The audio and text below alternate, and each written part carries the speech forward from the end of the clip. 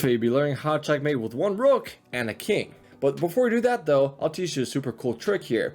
You can checkmate with two rooks without even having to move your king at all. So you can do this by using a checkmate that's called ladder checkmate. So the first move to checkmate the black king is to go rook c3.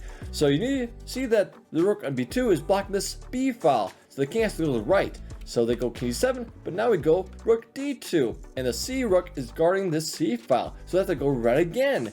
King e6, but now we go rook e3, check. And again, like the same story, the rook is blocking the d file and the king has to go right once more. So now we go rook f2 check. You see the pattern?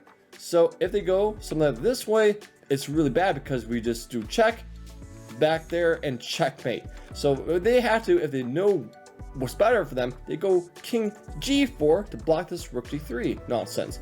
But you know what to do? We can do something like, there's many ways. We can do rook f8, just waiting to stall.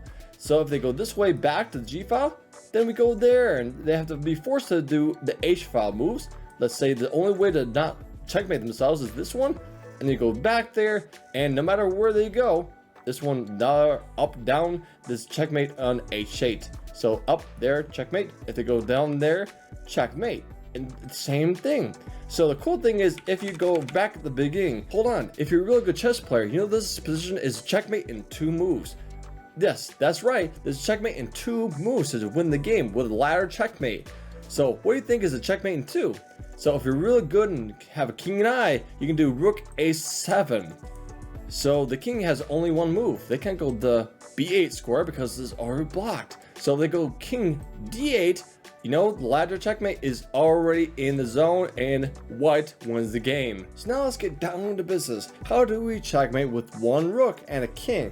So we're going to use a really cool technique I'll teach you, and basically we want to define a box around the enemy king, make it smaller to victory and checkmate. So the first thing we want to do is move our king up to be closer to the enemy king. So we go king d3, they go king d5 to opposite our king. So now we have to move the rook. Let's say king is going to be blocked in after rook e4. The enemy king has only limited space, so they can go sideways or back. Let's say if they go back, king d6, we go actually king c4. They have king d4 as well, but I advise you to go king c4. Why is that the case?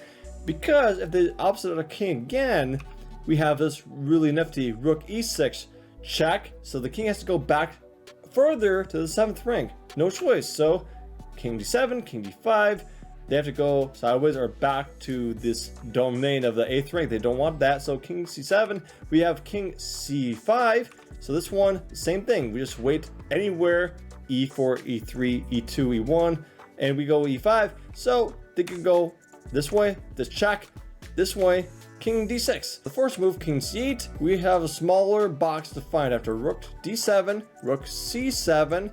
There's only 2 moves for him. So we go king c6, there, king b6, there, and checkmate. Hey, check this video out to make sure that you get more important information to bring your chess to the next level.